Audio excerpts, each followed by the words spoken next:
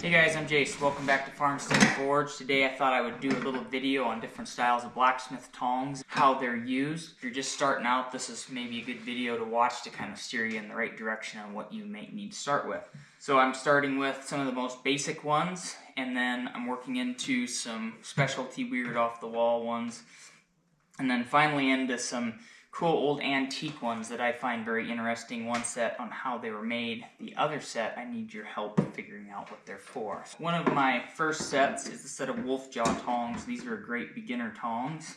These are nice because they're kind of a one size fits most, which normally I'm not on board with. I like all my tongs to have size for the stock I'm working with. These ones are nice. You can grab smaller stock on end and on the side all the way up to bigger stalks. I do a video on these. These are a great beginner tong. A very common tong you'll find is flat jaw tongs. These are farrier tongs. I've heard people say they're worthless, but like all tongs, they are sized for the stock you're working with, and if you don't have the right stock, they are going to be about worthless. These are just some old flat jaw blacksmith style tongs that you can probably work with a couple different sizes of stock as long as they're close. These tongs are some very easy to make for beginners. They're just some flat iron with angle iron welded onto them, bidirectional tongs. You can grab your stock like that, like that. They're great for round stock or square stock. Actually, my first video on YouTube is these, and it's the worst video ever if you want to go watch it. I'm all rigid like a piece of plywood. Hey guys, I'm Jayce from Farmstead Forge. We still laugh about it. These are some V-bit tongs. These are just a nice tong I find myself using a lot. Square stock or round stock. However, you can't grab anything on end very good. I do a video on the V-bit tongs as well. Back, it's hot. On to bolt jaw tongs. These are a very common tong made for, you can grab a bolt's head in there, anything larger that you need to grab on end. I do a video on these, and I suggest if you make bolt jaw tongs to make them a V-bit style, because that way you grab round stock or square stock. These old-fashioned antique tongs are just made for round stock. These are actually Stanley tongs. You can't barely read it, but just like the Stanley screwdriver, I just put that in there for fun. This set is a set of bolt jaw tongs, and these are Champion. Champion made a lot of blacksmith tools, also known in the automotive world for their spark plugs. They're tongs for working with railroad spikes.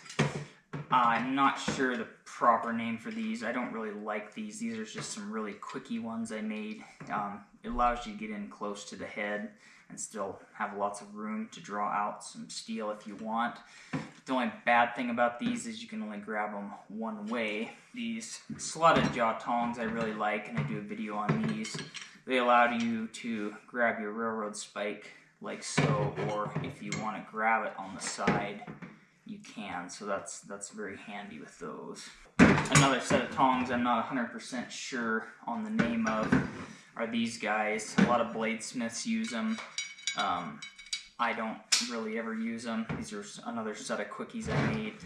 A lot of times these will be set off at a diagonal so you can grab your stock and work with longer pieces of stock. Like I said, I don't really work with that kind of stuff, so I just don't use those.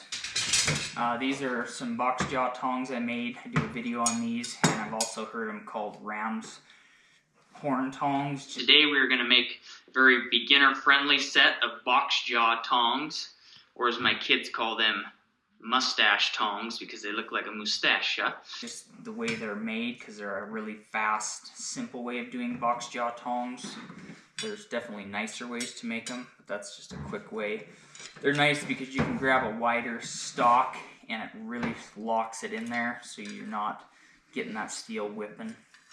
We have scrolling tongs. These are really nice for doing scrolls or little final adjustments. These are straight scrolling tongs. These are 90 degrees scrolling tongs. These are nice for doing like sheet metal roses or getting into areas that are hard to adjust and you just want to tweak them a little bit. These here, this set of tongs I made, I did a video on these too. These are rivet tongs or chain link tongs, depending on who's using them. They're really nice for just grabbing a hot rivet out, or like I said, chain links. This is a set of antique rivet tongs or chain link tongs that were my great grandpa's. Probably were used more for rivets back when they riveted everything. These guys are pickup tongs. I use these a ton with a power hammer. Love pickup tongs.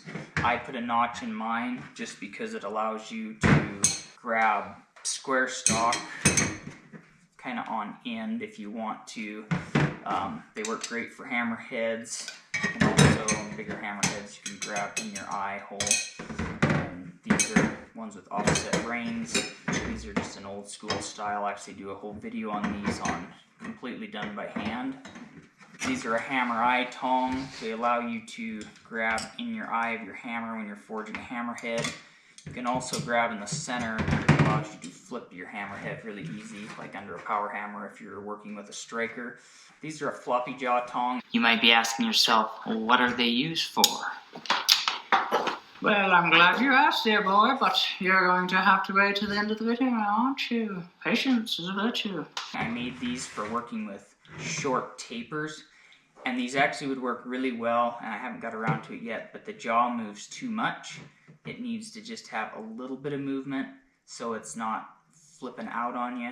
But if you just moved a little bit, they really work good for a really short taper that you're trying to get in and clean another end up on.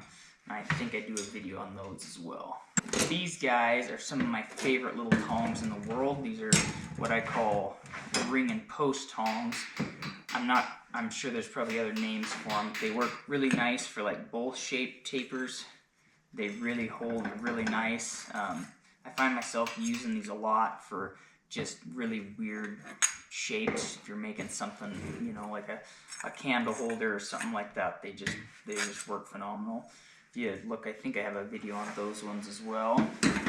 These guys I just use for holding punches. I don't have a video on these guys, but if you have your buddy down the street driving a hammer for you and you're a little bit nervous, they're kind of the way to go for that. They just really lock your punch in nicely.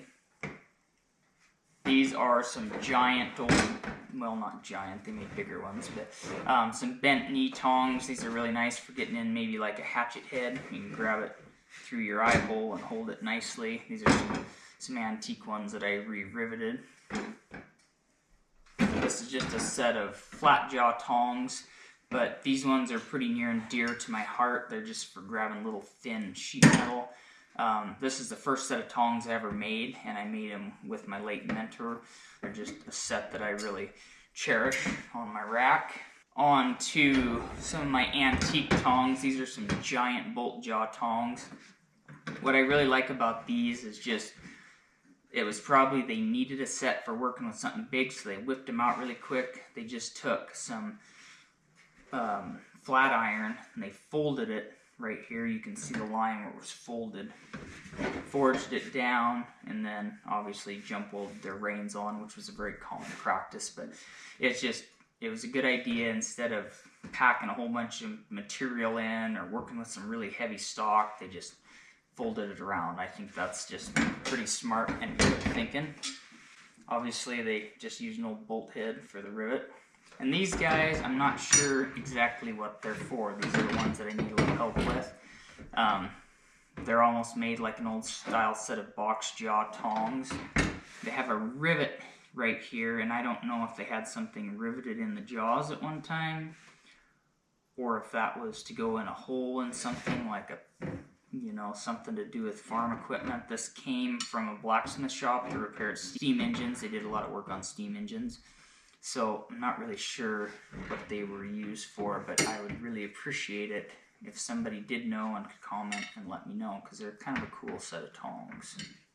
And last but not least, hopefully next week I will get a video out on this little guy. This guy is my new toy for the power hammer. It allows me to do all the steps for a set of tongs in one little block. So stay tuned for that. As long as I can get my computer to work, we'll get it out there. So I hope you guys enjoyed this video on blacksmith tongs and how they're used.